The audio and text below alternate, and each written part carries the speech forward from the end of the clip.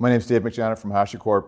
We talk to organizations of all sizes about their infrastructure plans, and specifically how they're adopting this cloud operating model for infrastructure as they navigate this transition to building new applications to differentiate their business. So I'm going to spend maybe a couple of minutes here just describing how our products are used to address some of the core challenges around ops security and networking in particular, and hopefully to leave you with an idea for how to address the challenge.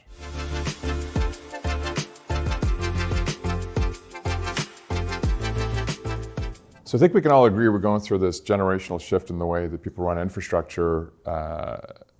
We often find it useful just to simplify at the highest level what's happening. And I would draw it kind of like this, is we're going from a world where we have a dedicated data center, where we all have servers that we run, to this new world, which is really the notion of cloud, where it started off as, okay, let me create a pool of infrastructure on premises, then let me add Amazon to that, then that became, Azure, and now we have this sort of multi-cloud reality that we all appreciate to be real. Now the catalyst for that is actually pretty simple. Why are we all moving to cloud infrastructure? Well, it's actually about building net new systems of engagement.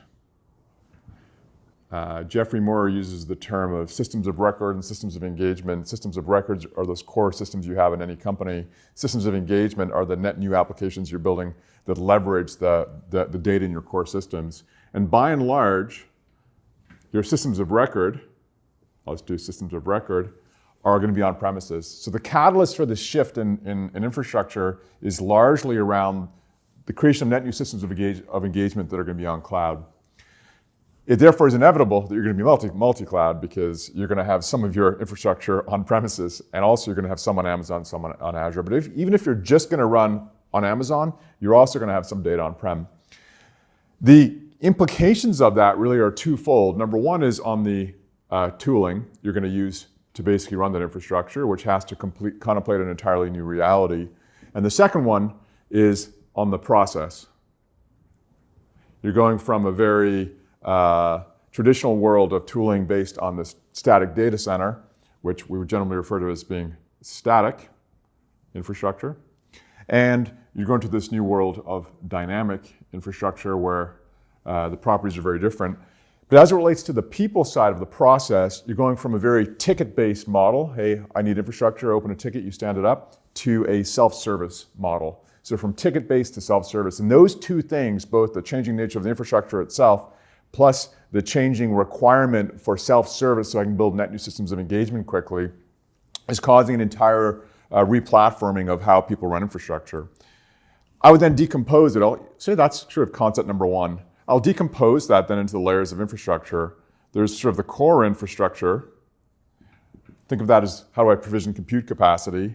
Basically, I'm going from a world where I have dedicated infrastructure, that's my server, that's your server, to this world here in the dynamic world, which is on demand. Right? I provision compute capacity when I need it. At the security layer, pretty significantly a different world. I had the ability to say everything within this IP range here I can trust, so basically it's high trust. And I use IP as the basis of who can talk to whom. Right? If I have an application here, I can talk to a database in here, as long as it's in that data center, I will let that happen. To a world of actually low trust, because I no longer control the network here. And therefore, the big shift is to the use of identity as the basis of security. So let me authenticate your identity before I give you access to something. I think this concept's relatively well understood in the cloud world. And as a result, I think we're all seeing the idea of identity in security as being a pretty common thesis. At the networking layer, I go from what we would refer to as host-based networking, which is, hey, this machine has a physical location, therefore I can assign an IP address to it because it has a physical host, to the world of service-based networking, which is, hey, I may have an application artifact here, I may have a database over here. They're going to move around. Let me not try and pretend that I can control the IP address of them and move to the world of instead of IP-based, host-based networking to service-based networking in this new world. So conceptually, very, very different world. And then I'll do it in different color just because developers are ultimately what we're all doing this for. You're going from my developers drop the applications onto dedicated infrastructure here to dropping it onto a fleet of infrastructure here. So these 4 changes are pretty profound as it relates to how people, operate infrastructure. And it's causing the market at large to sort of just reshift the way that they think about infrastructure entirely. Our whole thesis is predicated on this shift, which is to say, hey, let me decompose the problem in a way that I've done here, is to say, hey, in this new world of this dynamic infrastructure model, there are ops people, there are security people, there are networking people, and then of course, there are developers, and they are the ones that are building these net new systems of engagement. All 4 of these participants have to figure out how to run infrastructure in this new model. So let me just break it down into those roles. The ops people are having to figure out how to enable people to provision infrastructure on demand across a wide variety of infrastructure types, and Terraform is our product there. Terraform is ubiquitous in that it is used as a common provisioning mechanism across any infrastructure type, whether that's on-premises, whether that's Amazon, whether that's Azure. I don't know what percentage of the infrastructure provisioned by Terraform users on the clouds happens every day, but it's a significant percentage. Very, very simply, the way Terraform works is like this. It has the idea of Terraform core, just a command line tool, and then there's a provider for every environment you want to interface with. So on Amazon, there might be 500 different services that you can configure. On Azure, there may be 300 services you configure. On Google, there may be 200 because it's maybe less mature. On vSphere, well, there may be 200. You get the point. What Terraform allows you to do is have a common operational experience to configure all the unique services on top of any of these cloud platforms. There are in fact 2 categories of providers. We call these providers. There are the core infrastructure providers, and then there's a provider for really every other ISV you may want to configure, whether that's, I want to configure F5 as part of the provisioning experience. I want to provision Kubernetes. I want to provision Palo Alto networks. I'll draw that slightly more elegantly, Palo Alto networks. There are no less than 200 plus third-party providers that you can use. So what I can now do is in a single template, a single Terraform template, I can codify the provisioning of maybe the 4 Amazon services plus the 6 dependent services, or maybe four dependent services in a single Terraform template. What this allows the ops people to do is to say, here is your approved template of not just the Amazon components that I'm going to allow you to provision, but also the configuration of all the dependencies on top of it. This is how people, by and large, are addressing the challenge of how do I enable this provisioning on demand model across multiple infrastructure types. Again, here, we're not creating a lowest common denominator of services, but rather we're just creating a common workflow across all these different infrastructure types. At the security layer, we have a product called Vault. Vault allows you to leverage any source of identity to enforce access to systems or applications. Very, very simply, I've talked about the idea of, in the traditional world, I have a client, maybe it's an application, needs to make a request of a back-end system, maybe it's a database, and historically, if you give me the credentials, I give you the information. In the high-trust world that we're accustomed to, that's a valid assumption and a valid model. In the low-trust model of cloud, that's probably not the recommended way. You want to be able to authenticate the identity against some trusted source of identity that you have before giving access to that application or that back-end system. So Vault inserts itself in the middle and says, let me authenticate against whichever identity model you care about. And you're going to have multiple, because it turns out all of the cloud providers use identity as the basis for how they do security. So Amazon has something called the Amazon IAM model. Azure has something called the Azure Active Directory. Google has the IAM model. You might use Active Directory or LDAP on premises. So you may have an application running on Amazon that needs to connect to a database that's running on premises. You're not having to use identity as the basis for that connectivity, but they have different identity models. So Vault lets you authenticate against any identity model that you may care about. Active Directory, the IAM models of the clouds, maybe it's Okta, if that's what you use for some of your pieces. Maybe it's OAuth from GitHub. It doesn't matter. Vault lets you authenticate against any of them. So you can basically change the routing that the client makes the request of Vault to authenticate against the identity model of the backend system. Once that's approved, a credential is created for you, and what's given back is actually just a token to the end user. So in this way, you have a way to centralize secrets management across any application type, and the policy of that is set by the security team. So what Vault now allows you to do is sort of use this notion of identity to enforce application to any system or application in your fleet, regardless of the identity model being used. So the idea of creating a central secrets management platform is extraordinarily compelling in this new world. There's a secondarily derivative use case once people are using Vault. First one is around centralizing secrets. The next one ends up being around encryption.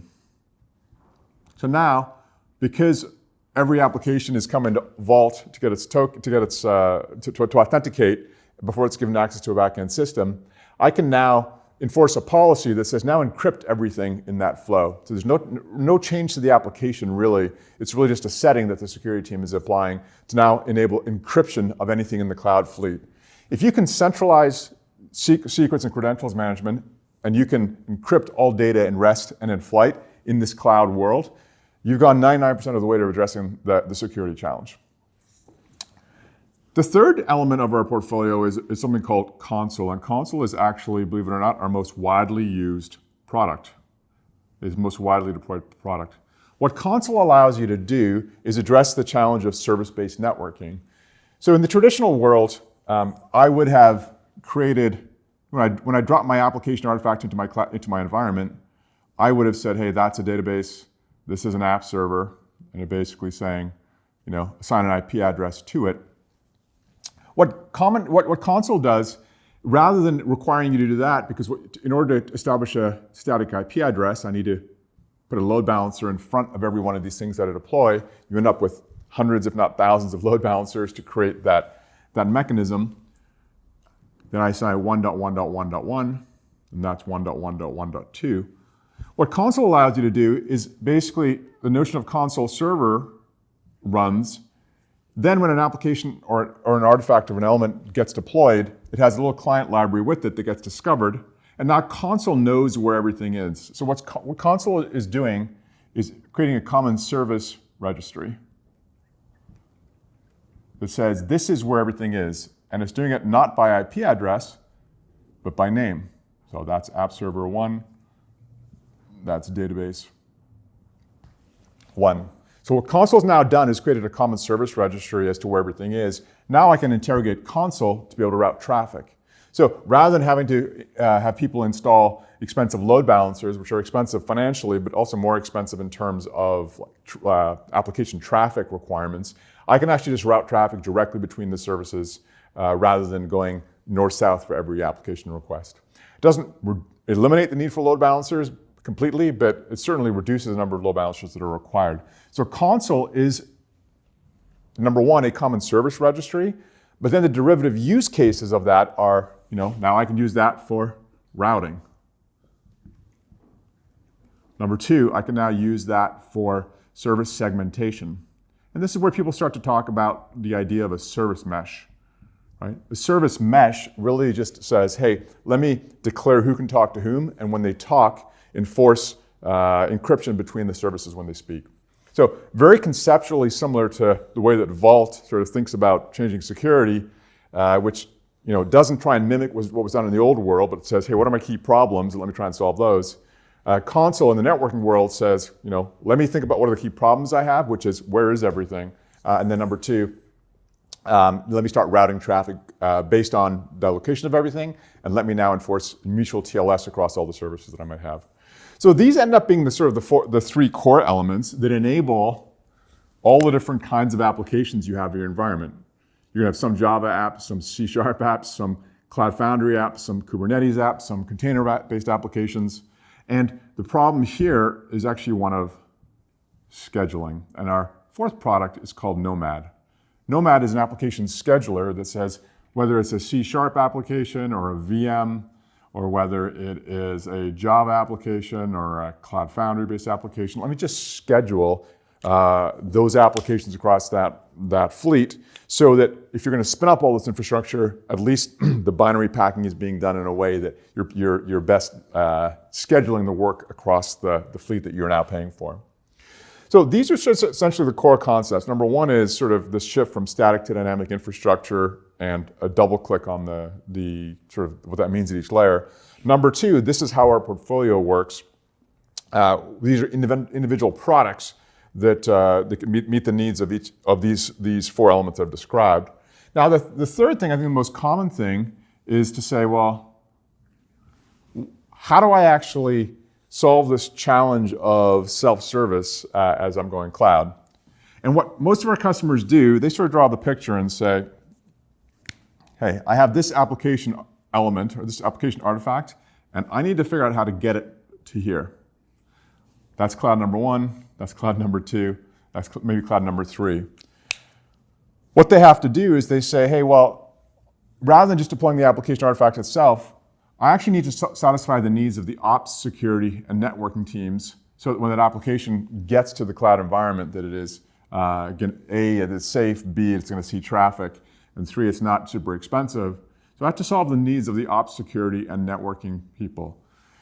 To do that, most of our customers end up creating a central shared service of Terraform Enterprise, Vault Enterprise, and Console Enterprise. Right? What Terraform allows them to do is to say, hey, let me create these set of templates that as long as someone uses, they have essentially got my implicit authorization for that application to go to cloud. Now you can provision it 100 times a day if you want to, because I know that it's got all the application elements that I, as an ops person, require.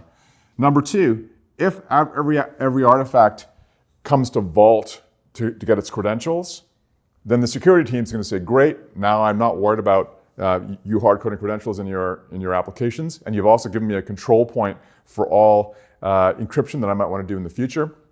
Then I'm going to let you go. Number three, if you include console client, when the artifact gets deployed, then console server will discover it, and I can start routing traffic immediately. So those three elements become the consistent pieces, whether it's a Java app, whether it's a C# app, or a Cloud Foundry app, or whatever it might be. Now, to solve the needs of security and policy, the commercial versions add essentially a common way to do policy that says, hey, for example, in Terraform, nobody can provision after 5 p.m. on a Friday. If it's not 5 p.m. on a Friday, then yes, let it go. If it is, don't let it go. It also requires the idea of governance. Right? These are highly regulated companies for the most part. Therefore, they need audit trails. Who did what? How did it go? Who's allowed access to be able to create things like ACLs? If you overlay central set of shared services with our commercial versions that also address the needs of policy and governance, you've now created this sort of industrial process of how do I deliver new applications quickly on the cloud infrastructure that both acknowledge how different the realities of this cloud world are, and number two, create the ability for self-service. By creating the central shared service within their organizations, this is how Global 2000 entities can deliver applications the same way that the smaller startup community does. So I hope this gives you a sense for how we think about the evolution in the world of infrastructure, and specifically how the HashiCorp products enable this cloud operating model that frankly underpins many of the applications we use all day, every day. We have a white paper that you can take a look at called the Cloud Operating Model on our website. I encourage you to download that. Or if we can help more directly, we're certainly available and eager to whenever you're ready. Thank you.